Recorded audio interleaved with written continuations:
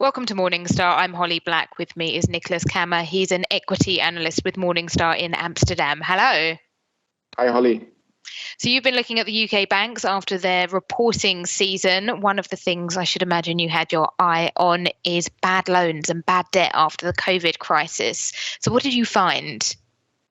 Yeah, bad loans and bad debt, loan loss provisions were the big topics for banks in 2020.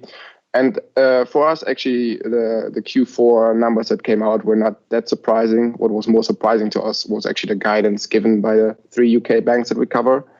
And that was particularly because they are guiding now for loan loss provisions below what they believe are mid-cycle levels. So if this is true, the banks really came out of this whole thing very unscathed. And what we think about is really there is still some uncertainty in the system, but overall banks tend to know quite well how their creditors are performing, and especially on this guidance that they give on loan loss provisions, they prefer to outperform. So we think there's some confidence baked into these numbers. And I know a lot of investors were disappointed that dividends were cancelled last year on the say-so of the regulator. What's the outlook on that front? Yeah, so the UK regulator obviously kept dividend distributions, and they allowed now for banks to pay out 25% of their cumulative 2019 and 2020 profits, which all three banks made use of. But obviously investors are looking for a proper dividend, so to say.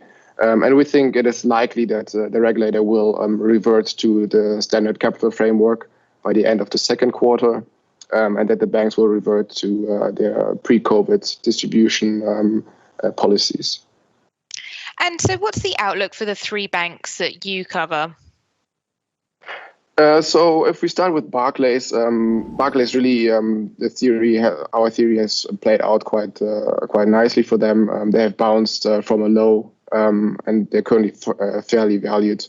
So we think there is not a lot of opportunity left in this name, but we do see some opportunity in the more retail-focused banks, so NatWest and Lloyds. For NatWest, they're still in a heavy restructuring phase, so we think that over time, as the quality of earnings and these restructuring charges run off, that the valuation gap between the current share price and our fair value estimate will close. And Lloyds is really a story on interest rates and where these interest rates are heading. And if we think about interest rates, we know the Bank of England base rate is still at a record low, and there's even talk about it going negative, and that can really hurt this sector. What are you expecting?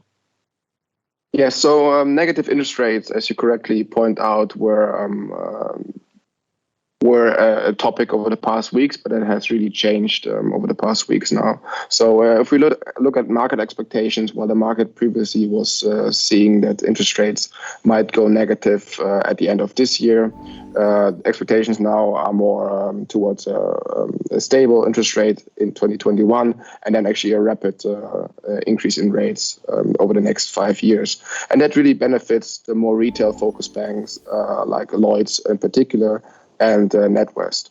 And we especially think in the case of Lloyds, where there have been a lot of headwinds over the past years, payment protection insurance, Brexit, COVID, and then negative interest rates, that a lot of these headwinds are in the rearview mirror now for the bank, and negative interest rates was really the last big item that was holding valuation back. So we would expect a re-rating in the stock in the near future. Nicholas, thank you so much for your time. For Morningstar, I'm Holly Black.